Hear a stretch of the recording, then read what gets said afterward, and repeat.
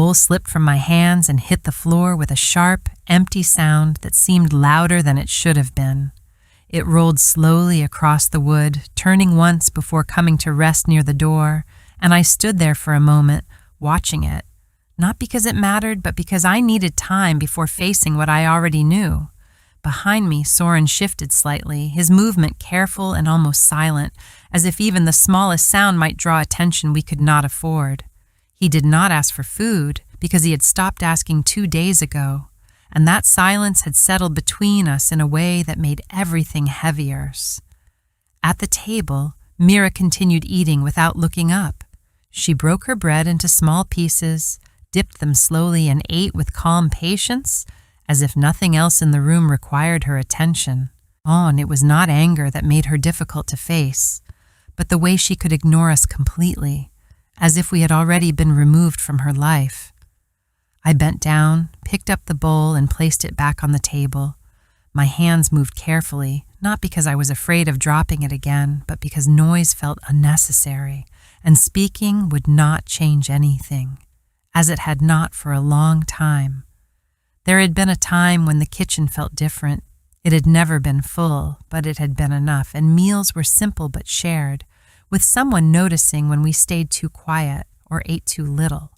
That kind of attention does not disappear all at once, but fades slowly until one day it is simply gone. After she was gone, the house changed in ways that were difficult to describe but easy to feel. Our father stopped spending time inside and began leaving early and returning late, as if staying away required less effort than staying present. When he did speak, his words were brief and carried no real weight. Mira did not need to raise her voice to take control, and it showed in smaller things that were harder to argue with. The kitchen door stayed locked longer than before. Food appeared and disappeared without explanation, and plates were not filled equally, though no one questioned it. That morning, Soren stood near the wall, his arms folded tightly against himself, his shoulders drawn inward, making him look smaller than he should have, not because he was weak, but because he had learned to take up less space. When he looked at me, I understood what he needed, so I turned toward the door and said quietly, "Shh, we're going out," and he followed without hesitation. The air outside felt colder, but it was easier to breathe, and we walked past the edge of the yard and across the dry ground toward the forest without looking back, because there was nothing behind us that would change if we stayed. The forest stood ahead, tall and silent, its trees forming a dark line against the sky. We had seen it many times before, always from a distance and always staying close to the road. But that day we stepped inside, and the first steps felt uncertain, as if we were crossing into something unfamiliar.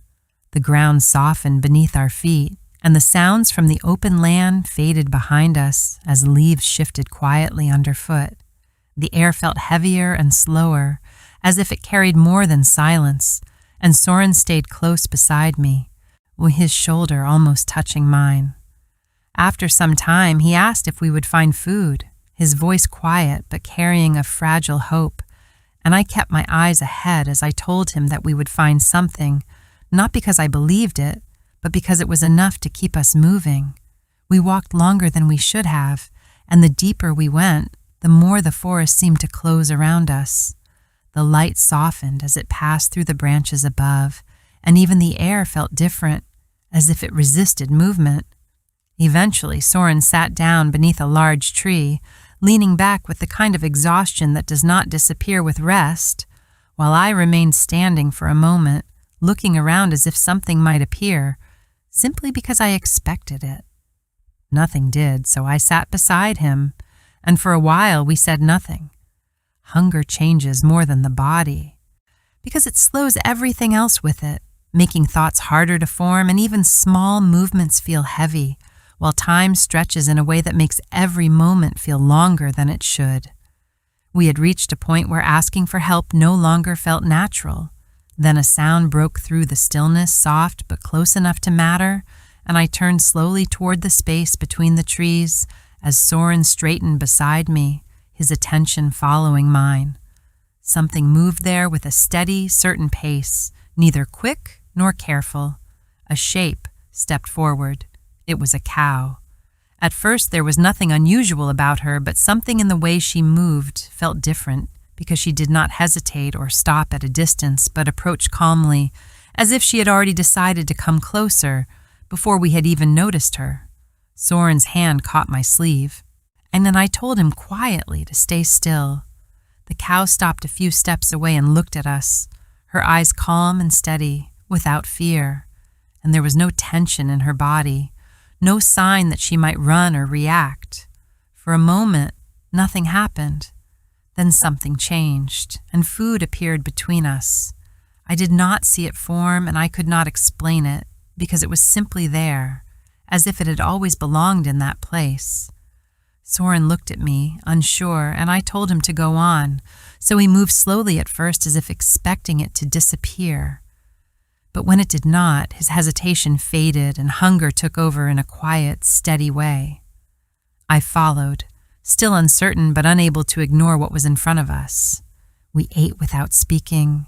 When we finished, I looked up again, but the cow had already turned away and was walking back into the forest without a sound, disappearing between the trees until there was nothing left to follow. We stayed where we were for some time after that, neither of us moving, until Soren said we should come back, and I nodded. The next morning we returned, following the same path and stopping at the same place. And for a moment nothing happened before doubt settled quietly in my mind. But then the cow appeared again, just as before, and once again there was food. After that, it became the only thing we depended on. We left early before anyone noticed and returned before the house had fully woken, speaking less about it, not because there was nothing to say, but because saying it would make it real in a way that felt dangerous. As days passed, strength returned slowly and we walked more steadily, spoke with more energy, and no longer felt controlled by hunger at every moment, but changes like that do not stay hidden. Mira began to watch us. At first it was small, a longer look when we entered a room and a pause before she spoke, and one evening she said we did not seem as tired, and when I replied that we were fine, she studied us for a moment before calling it strange. After that, her attention remained. Ellen noticed even more. Unlike her mother, she did not hide her curiosity, and she watched openly, her eyes following us until her presence became harder to ignore. It did not take long before watching turned into something else. The first time she followed, I heard her behind us, and the second time I saw her reflection in the water, and by the third day I understood she would not stop. We could not turn back without raising questions. And we could not confront her without revealing everything, so we kept walking. That day, the forest felt heavier, the air pressing closer and the light dimmer, while Soren stayed near me, his steps slower and his attention shifting more often. When we reached the place, I stopped, and for a moment nothing happened before the cow appeared, just as she always did, and Soren moved forward with relief clear in his movement, but I remained still, because something felt different. Then a sharp sound came from behind us, and I turned. Ellen stepped out from behind a tree, her face pale and her eyes fixed on what stood before us, and she looked at the cow, then at the food, and finally at us. She said nothing at first, and in that silence everything changed. The forest had given us what the world had refused, but it had never promised to keep it hidden. Her expression shifted slowly from confusion to understanding, and then to something colder. And standing there, I understood what we had lost. Not the food, not the safety, but the secret that had protected both. And once a secret is seen, it no longer belongs to you. Before I share the rest of story, I need to know, where are you listening from? I would love to hear from you. Ellen did not speak immediately. She stood there, her eyes moving slowly between the cow and the food, as if she needed time to accept what she was seeing, and the forest around us felt quieter than before, as though even the air was waiting for her to react. Soren moved closer to me, his hand gripping my sleeve more tightly, and I could feel the tension in him, not sudden but building, like something that had been held back for too long and was now beginning to surface. "You've been coming here," Ellen said at last, her voice steady but no longer uncertain, and it was not a question. I did not answer, because there was nothing I could say that would change what she had already seen. She stepped closer, her attention fixed on the space between us, looking at the food, then at the cow, and finally back at me, as if trying to understand how everything connected. "You knew," she said quietly. "You knew and you said nothing."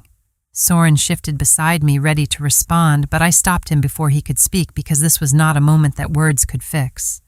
"It wasn't yours to take," I said, my voice calm but carrying more weight than I expected. Ellen held my gaze, and something in her expression changed, not into anger, but into something colder, something that measured and decided quickly. "It is now," she said. She turned without waiting for a reply and walked back through the trees, her steps quick and certain, without looking back. For a long moment, neither of us moved.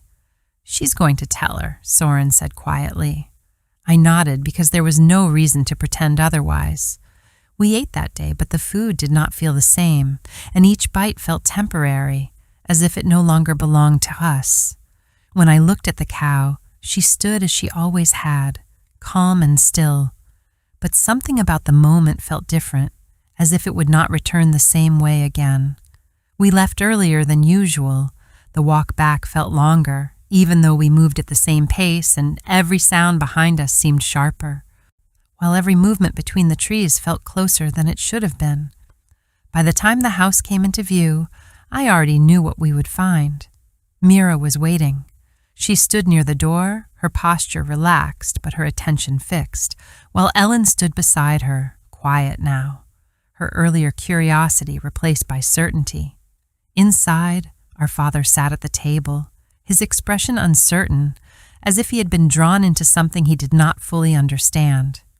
"You went into the forest again," Mira said, her voice calm but leaving no room for denial. "Yes," I replied. She held my gaze for a moment, then turned slightly toward Ellen. "Tell him."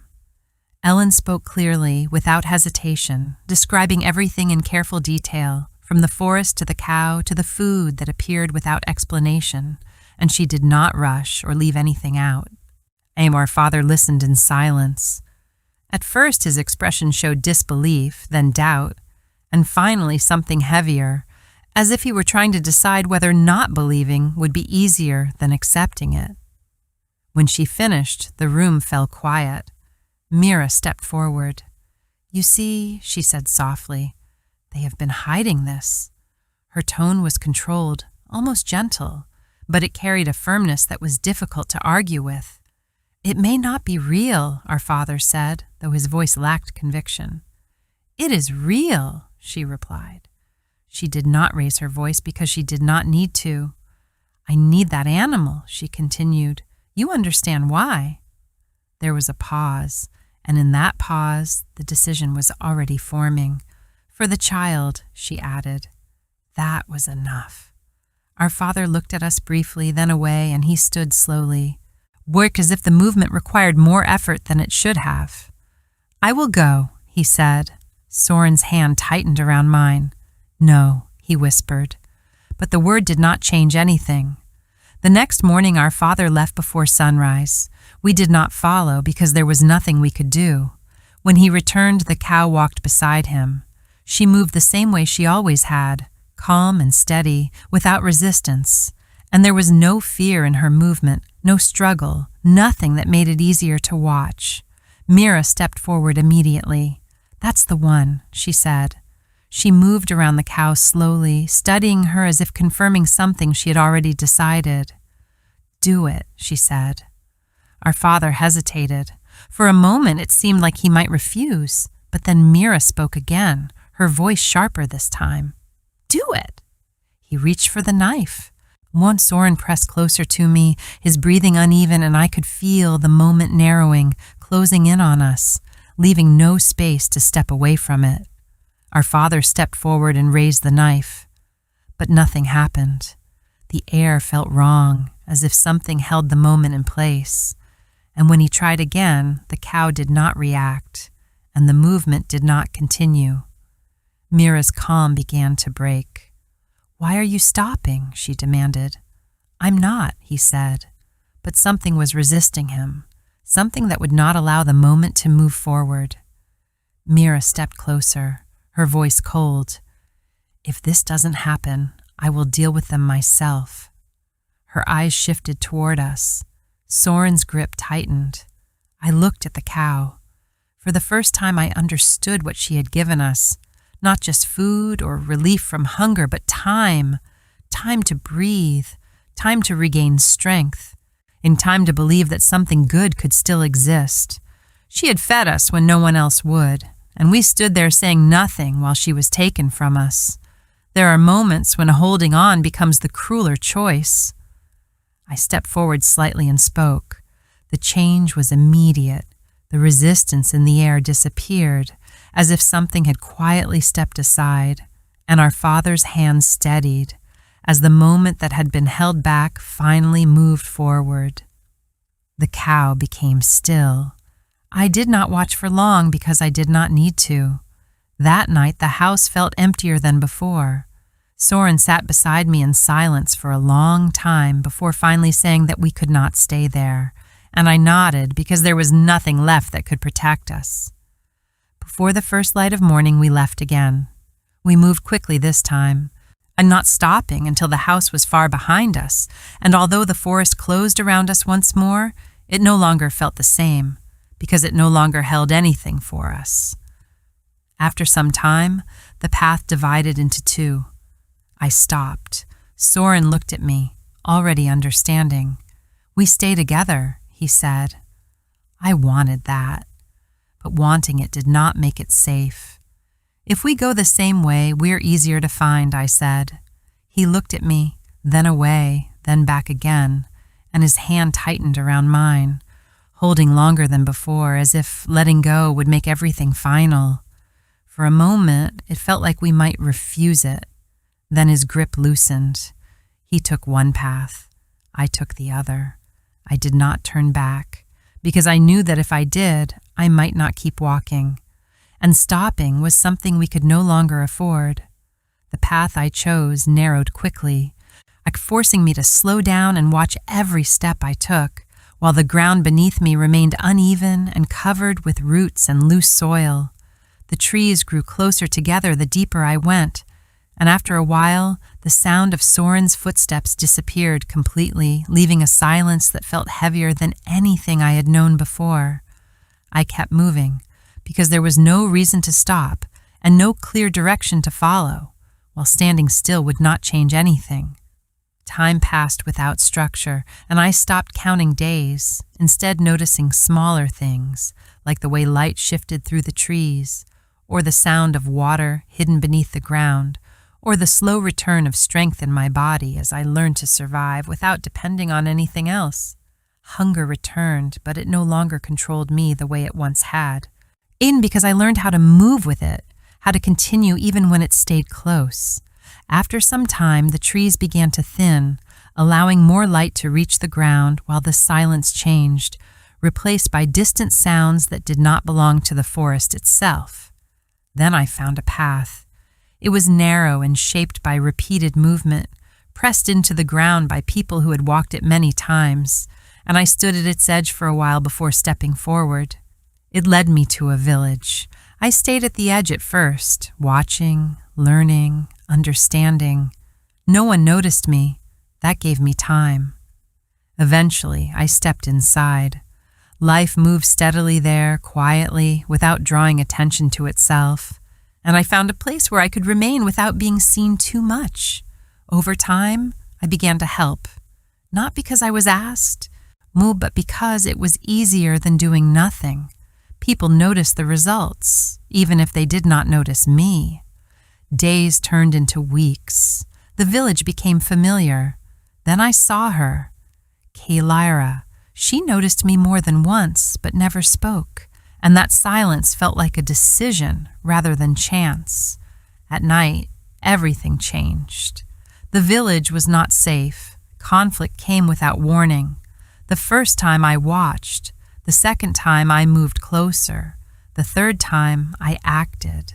I stayed unseen, moving carefully, choosing moments instead of reacting to everything, and that was enough to make a difference.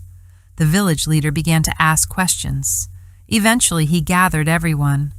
"There is someone among us," he said, "someone who has been protecting this place." No one moved. Then Kalyra stepped forward. She walked through the crowd and came to me. "Well, this is the one," she said. The leader studied me. "This?" he asked. "Yes," she said. The silence held. Then he stepped back. "Then you will stay." And that was enough. Life settled after that, not into comfort, but into something steady. I stayed because I chose to, and that choice mattered. One evening, I returned to the edge of the forest. I did not step inside. Some help comes quietly, and sometimes it leaves the same way. I stood there for a while thinking of Soren. I did not know where he was, but I believed he had survived, because we both had. And for the first time, that felt like enough. If this story touched you, don't forget to like and subscribe for more emotional stories like this. And tell me in the comments, would you have made the same choice?